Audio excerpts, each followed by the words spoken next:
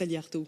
Non, mais c'est sûr qu'il y a des incohérences. Et puis, bon, on se pose quand même des questions. Il y a des mesures qui tombent comme ça.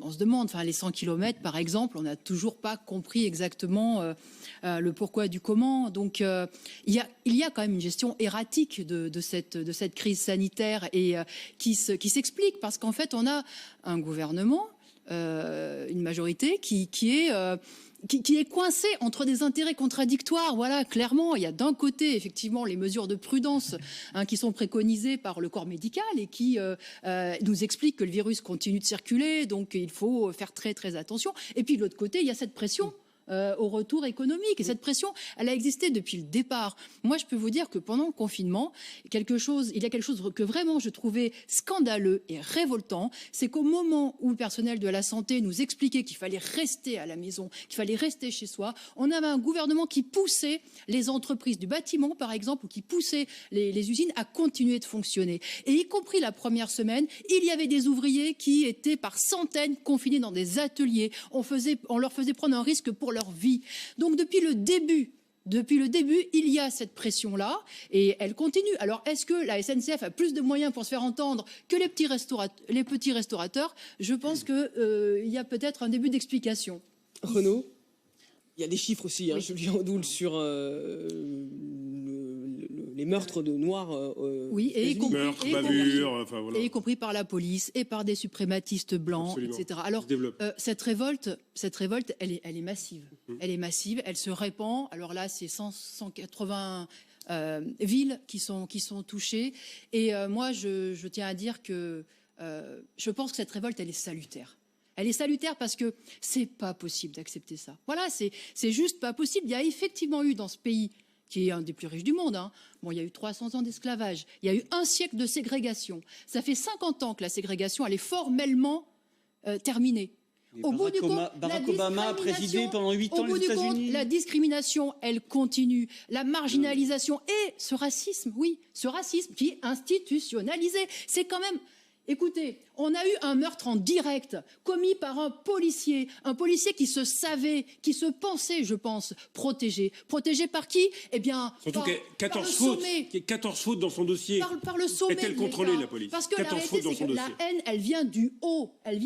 Et que ces suprématistes et ces racistes, qui effectivement sont nombreux, y compris dans la police américaine, ils se sentent confortés par tout ça. Alors, moi, je crois et je me sens solidaire, parce que ça peut pas durer, voilà, et c'est la colère. Vous cautionnez les lynchages, les pillages, c'est la colère, non seulement d'une communauté noire qui est confrontée effectivement à cette injustice du racisme, d'être considérée en permanence comme des sous-hommes. Mais arrêtez, Et puis c'est aussi la colère de pauvres. Parler. Et c'est aussi la colère de pauvres. Vous entendez parler. Ce que je sais, c'est qu'il y a aujourd'hui aux États-Unis. Vous savez à quoi ça fait référence, sous-hommes? Des centaines de millions de jeunes noirs qui ont peur. N'employez pas des mots qui sont excessifs. Qui ont peur, justement, d'être au mauvais endroit, au mauvais moment. C'est ça, la réalité. Alors, effectivement, ça ne peut plus durer. Et on sait aussi que ça se double, bien sûr, mais d'une misère, d'une pauvreté, d'un chômage. On a bien vu qui ça a coûté. Que ça éclate aujourd'hui. C'est pas un hasard. C'est pas un hasard. Il y a eu ce confinement où vraiment les pauvres ont été littéralement abandonnés. 40 millions de chômeurs,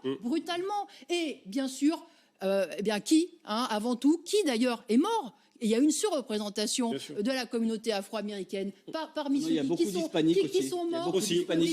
Voilà. Donc c'est cette réalité-là. Moi, je crois que ça craque, que effectivement, c'est tout un pays qui est en train de craquer aujourd'hui, et je pense que ça ouvre un espoir, parce que effectivement, il faut changer cette société. Non, ne faisons pas la caricature du patronat qui profite de la crise pour écraser les salaires. Si ça doit se faire, c'est dommage. Si ça doit se faire, il faut que ça se passe de manière intelligente. Et de toute façon, il faudra repartir. Nathalie Arthaud. Oui, donc en fait, vous concédez quand même que ça peut se faire. Mais bien sûr. Vous le regrettez? Bah oui, mais moi, c'est pas possible. C'est ce qu'a dit Muriel Pénicaud. Voilà, ce n'est pas possible. Toucher au salaire, c'est juste pas possible. Voilà, parce qu'ils sont trop bas depuis déjà trop d'années. C'est indécent même de considérer que ça puisse être une variable d'ajustement. Il y a des millions de femmes et d'hommes qui sont sur le fil du rasoir en travaillant, qui n'y arrivent pas. Et ça en temps normal. D'ailleurs, on l'a vu au moment du confinement, parce que perdre ne serait-ce que 16% sur leur salaire net, avec le remboursement du chômage partiel, ça a fait basculer un certain nombre dans la catastrophe. Vous avez vu les queues qui se sont allongées pendant le confinement au Restaurant du Cœur et auprès de toutes les associations de secours. Donc c'est ça la réalité aujourd'hui du monde du travail. On n'a pas arrêté de dire que c'était indécent les salaires des infirmières, des aides-soignantes dans les hôpitaux. Bon, mais les infirmières, elles sont autour de 1 800, 2 000 euros. Et effectivement, elles peuvent même pas se loger avec ça à Paris. Mais ça, c'est le cas de millions de salariés. Alors, ces accords-là, sous la pression, sous le chantage, etc., mais ils vont faire perdre combien? 100, 200 euros? C'est pas possible. C'est pas possible. Non, il faut prendre l'argent là où il existe. Je suis désolée parce que, voilà, on parle à chaque fois, d'ailleurs, qu'on parle de crise, on en oublie qu'on est dans un pays riche. On en oublie qu'il y a de l'argent dans cette société. Où il existe? Eh bien, prenez Ryanair, par exemple. On va nous expliquer que c'est une entreprise qui est en difficulté parce que, justement, c'est l'aérien. Bon, mais enfin, ils ont de l'argent. Ils ont même fait des profits l'année dernière. C'est une compagnie irlandaise, mais pour les Français. Oui, ils ont même fait des profits l'année dernière. Oui, mais c'est une des entreprises qui va passer. Eh oui, mais ils obligent les pilotes à être auto-entrepreneurs. Donc, bon, c'est pas une boîte française. Je vous ferai remarquer qu'aujourd'hui, on nous explique que Renault est en grande difficulté. Qui rappelle que Renault, pendant 10 ans, a accumulé 24 milliards de profits. 24 milliards. Alors parce que voilà, en février dernier, Renault a fait une conférence des presses en disant catastrophe, on fait 140 millions de déficit cette année. Alors on en a oublié les 10 ans précédents. Les 10 années précédentes, pour vous, il y a des eu contreparties, j'imagine.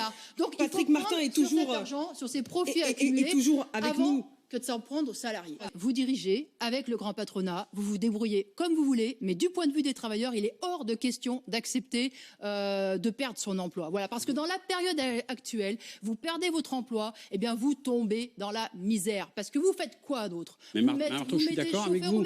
Donc on préserve les emplois, et il y a une solution très simple, c'est qu'il faut répartir le travail entre tous. Voilà, il faut sans diminution de salaire bien sûr, mais on répartit le travail qu'il y a à faire.